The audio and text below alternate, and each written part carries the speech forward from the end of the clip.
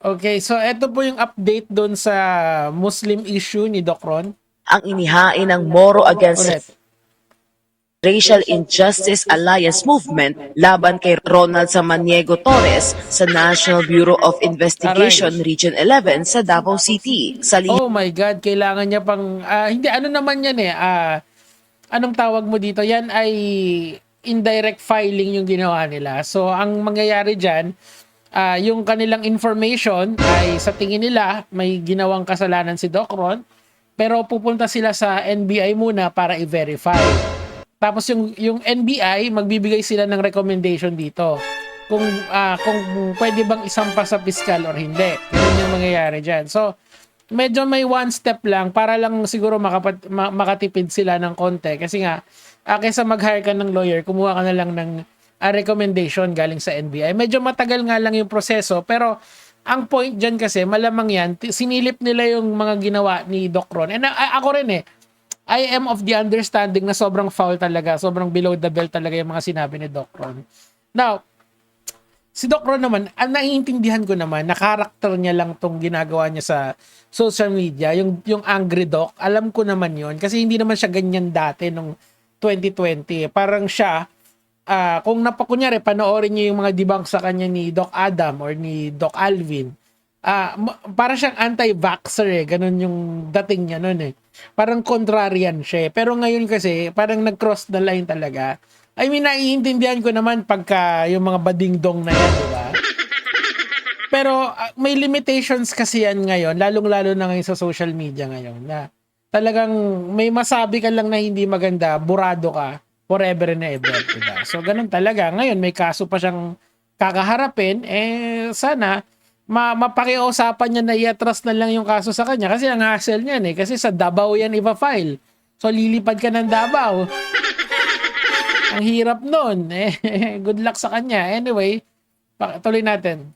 na may petsang ika-27 ng Marso taong kasalukuyan, inakusahan ng Mariam Incorporated si Torres ng pagbibigkas ng mga pahayag na itinuturing nilang mapanira, diskriminatoryo at nakakasakit I laban agree. sa komunidad ng mga Muslim. Ayon sa Hindi ko lang alam kung ano yung ipa-file nila pero parang is it similar doon kay Pura Luca Vega. Ito kasi yung video na yun buti na lang may nakakuha pa. Kaso nga lang medyo out of sync na siya pero medyo may mga sinabi diyan si Doc Ron Hindi ko na lang ipe-play kasi well, foul naman talaga yung mga sinabi niya And nag-apologize na naman siya pero ang punto kasi doon talaga yes, nag-apologize ka nga pero nasabi mo na siya. Hindi mo pinag-isipan bago mo i-post. Naiintindihan naman siguro na lahat ng tao na yun yung branding mo. Pero meron yung consequence. Ito yung consequence nun. Ganun talaga siya eh. At accountability is just around the corner kapag ikaw ay ganyan yung klase ng content mo. Miski sa akin, di ba, binabanatan ko lagi yung mga DDS. Of course, meron baka balang isang araw may masabi ako na cause of action nila para kasuhan ako. Naiintindihan ko naman yon yung risk na yon. Pero the point here is na sana ma-minimize mo yon. Kasi pag hindi mo na-minimize yon, ikaw din ang ma-hassle dyan. Tuloy. organisasyon, inuugnay umano ng mga pahayag ni Torres ang mga Muslim sa terorismo at naglalaman ng mga pananalitang itinuturing na pagtutuya sa Islam at mga aral nito. Okay, yon, doon pa lang mali na agad yun Kasi nga, hindi mo kasi pwedeng sabihin na ang isang class ng tao ang may dahilan kung bakit may mga ganitong problema sa mundong ibabaw. Yan yung tandaan natin na may mga extremist kasi na mga Muslim, okay? Sila yung mga gumagawa ng mga terroristic acts, okay? Pero hindi rin isolated sa mga Muslim yung terrorism act. Meron din mga Kristiyano na gumagawa nun. Dito nyo tignan, yung mga school shooters. Yung mga school shooters, that is also a terroristic act kasi you're spreading terror through the grapevine Those people are also are not Muslims but they are Christians. So ano yung sinasabi nun? Correlation doesn't mean causation. Meaning to say, hindi porke may isa kang grupo na nakikita na sila yung sikat na gumagawa nun, ibig sabihin nun, yun sila na yung cost. Mali yun, okay? Bad people will always have bad intentions. Now, paano bakit laging yung gera sa Middle East? Tandaan natin, sa Middle East, maraming nag-aaway dyan. May Muslim, may mga Jewish, 'di ba? Merong mga Christians, 'di ba? Si Trump, hindi naman Muslim si Trump eh.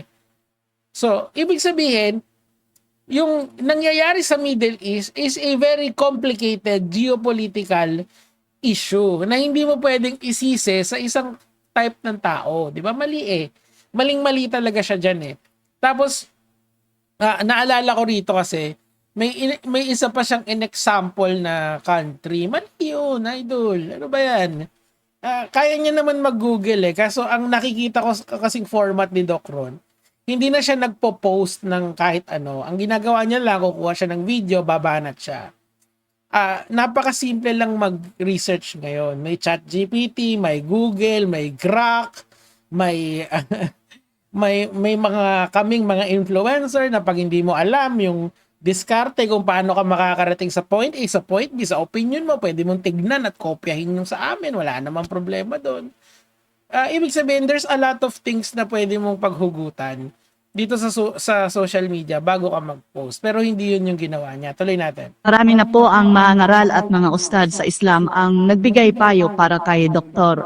Ronald Samaniego. Ang sa amin lang po sa Mariam ay maihain ng formal ang aming reklamo para panagutan niya ang kanyang mga binitawang Correct yan. Accountability yan. Correct yan. salita.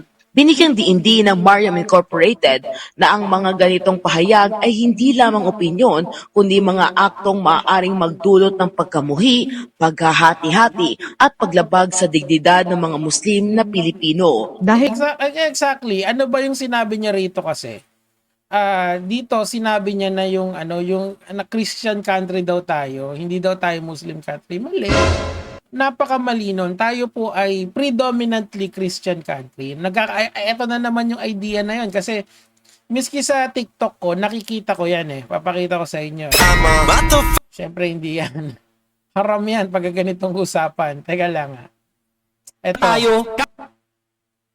Wait lang Ito. Meron akong nakitang ganito. Sabi niya may point naman daw si Doc Ron.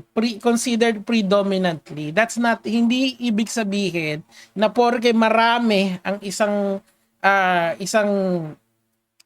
uri ng religion dito sa country is yun na yun. That's wrong. The idea is very wrong. Yes, maraming Christian dito pero hindi ibig sabihin ay Christian country dito. Marami lang dito. Magkaiba yun. Kasi pag sinabi mong Christian country, yung values, yung laws na yung mga batas na gagawin dito sa Pilipinas ay dapat nakadikit sa Kristyanismo. Hindi naman ganon. Like for example, tignan mo yung constitution natin.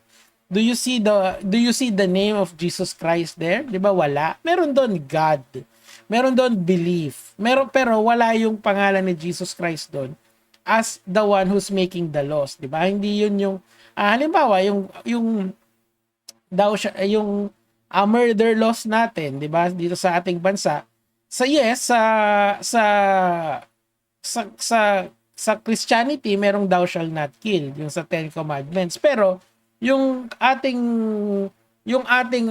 constitution is not based from the Ten Commandments. It is based from the framers of our constitution. Sila yung nag-frame nun.